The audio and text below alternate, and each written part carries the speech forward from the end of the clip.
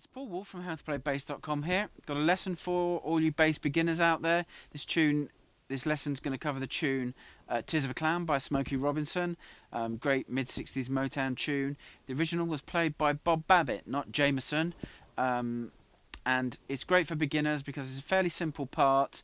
There's 3 sections to the bass line, and once you've got those down, that covers the whole tune. So it was back in the day when Motown their parts were much simpler than a bit 2 or 3 years later down the line in their history. So I'm going to walk through the tune. If you are a beginner, just want to say that the quickest way for you to make progress and get better is to take lessons with a teacher. I heartily recommend it. If you can't find a face-to-face teacher, I do have a unique series of online bass lessons. There'll be some info in the box down here on the YouTube page, so click on the link and go and check it out, and if that's a fit, send me an email via the contact form on the website and maybe we can hook up. Anyway, let's get on with the lesson. Okay, we're going to start off looking at the verse, set the metronome going. Metronome set to about 100. Actual tempo of the tune's about 130. 1, 2, 3, 4.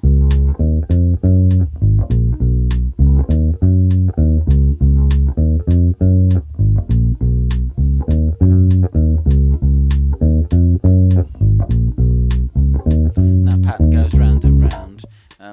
So until we get to the pre-chorus. Let's look at the notes. Starts off on D flat, 4th fret of the A string. Okay, the next 3 notes are E flat, F, G flat, which are the 1st, 3rd, 4th fret of the D string. Then we drop down to A flat, 4th fret of the E string, B flat, 1st fret of the A string, C flat, 2nd fret of the A string. Now you might know that note as B, but it's also a C flat, and we're in the key of D flat, so it does function as a C flat. So don't get too hung up about that if you're a beginner, but it is actually a C flat. Then the next 3 notes of the pattern are, which is D flat, 4th fret of the A string, E flat, 1st fret of the D string, back to G flat, which is the 4th fret of the D string, and then the last 3 notes of the pattern, E flat and D flat, and plays D flat twice, and then you're back into the pattern.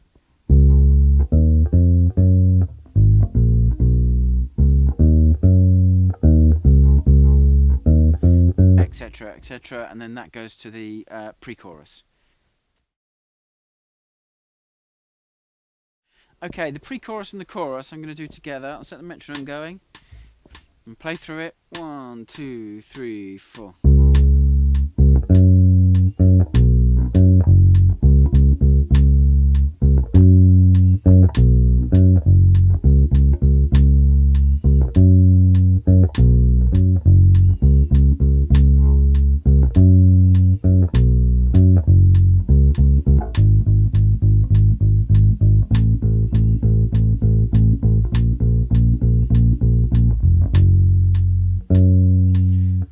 That's where the riff comes in, the main riff of the song, and the bass drops out for 4 bars.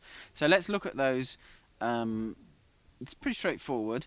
The pre-chorus itself is a 2-bar pattern that repeats 4 times, and it's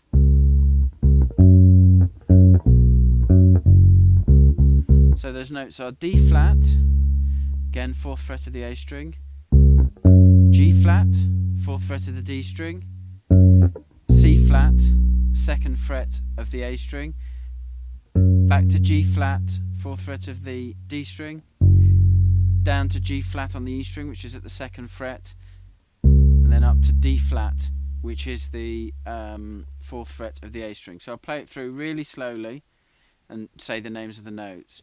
D flat, G flat, C flat, G flat, D flat, and obviously there's when I said G flat there, it covered both positions. And that's the kind of rhythm that you're aiming to play. Then it goes up into this little 8th note bridge. You've got A flat, A natural, B B flat, and then what you've got there is the very last eighth note of the bar of B flat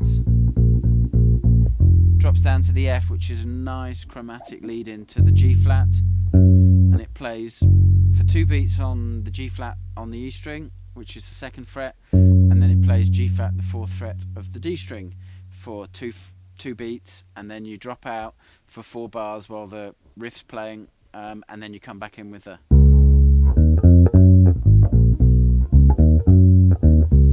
etc. And those are basically the constituent parts of the song.